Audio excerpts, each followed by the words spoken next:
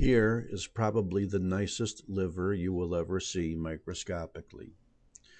Uh, Another thing I want to say is that there's really no reason to freak out about the liver. If you think it's some complex thing you'll never understand, then you have defeated yourself. Really, the liver is extremely simple as long as you remember a few basic things, which I'm going to tell you right now. Well, first of all, no surprise, this little bit of fibrous connective tissue at the edge is probably the true capsule of the liver. And like every capsule, it's mostly fibrous tissue. And because the liver is intraperitoneal, if you saw a few mesothelial cells on the very surface of this connective tissue, like perhaps maybe here, for example, then you can guess that this was the capsule of the liver, which is also the visceral peritoneum of the liver. Let's go back down, and I want you to try to remember one thing forever. Even though the liver lobules are classically described as being hexagonal, Hexagonal, in other words, like little hexagons, it's very, very rare to actually see perfect hexagons.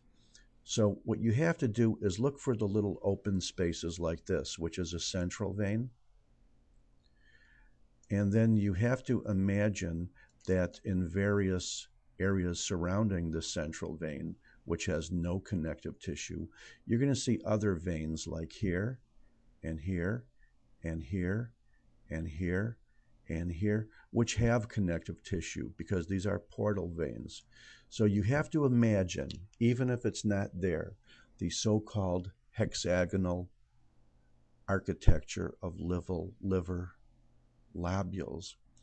And once you do that, that's the only thing you have to do, because any alterations of those lobules in various ways is the basis for all liver disease. So here's a central vein. Here's a sinusoid opening up into a central vein. Here's a portal vein because it has connective tissue and a bile duct and maybe a little artery.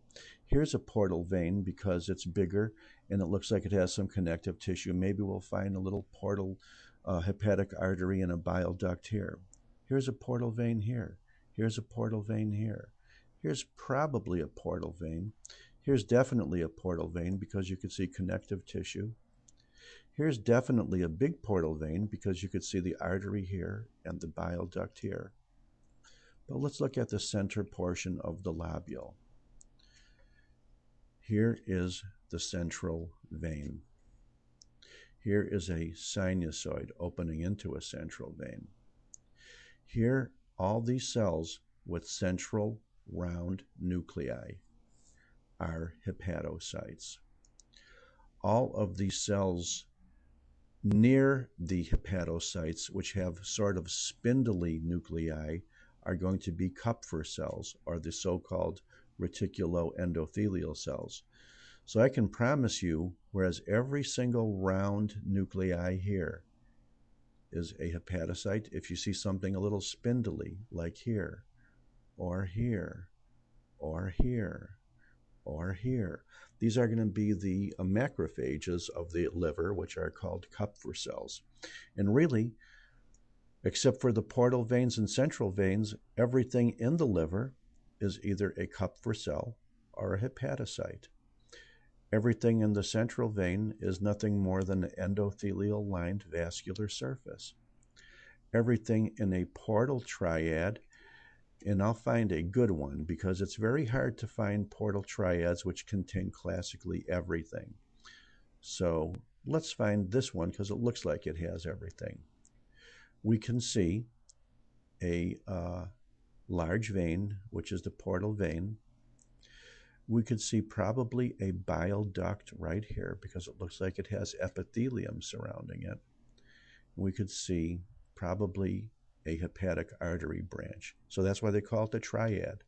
The hepatic artery, the large portal vein, and the bile duct. That's what makes it a triad. Also, please notice that there's some connective tissue here, which is pretty well delineated from the surrounding hepatocytes.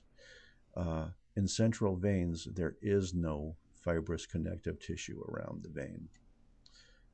So here we have, I hope you can understand that this is the basis for understanding all liver histology. The portal veins, which are large spaces with connective tissue, the central veins, which are large spaces with no connective tissue, these little streaks between the two, which are the hepatic cords consisting of only hepatocytes, the spindly cells, in contrast to the perfectly round central nuclei of the hepatocytes, which are the Kupffer cells. And we've got everything. The only thing left is the boring thing, which is this little bit of connective tissue of the capsule, and maybe, if we're lucky, a mesothelial cell representing the parietal serosa of the liver, and we are done. But I'm also going to show you next a slide in which differentiates Kupffer cells from hepatocytes very well, because it's going to be a slide in which carbon particles were injected, and the gobbling up Kupffer cells are going to stand out like a sore thumb. Otherwise, when you look at this, sometimes it's hard to differentiate Kupffer cells from hepatocytes, other than the fact that you know that hepatocytes have to have round nuclei, and Kupffer cells like here and maybe here and maybe here are more spindly. Thank you very much.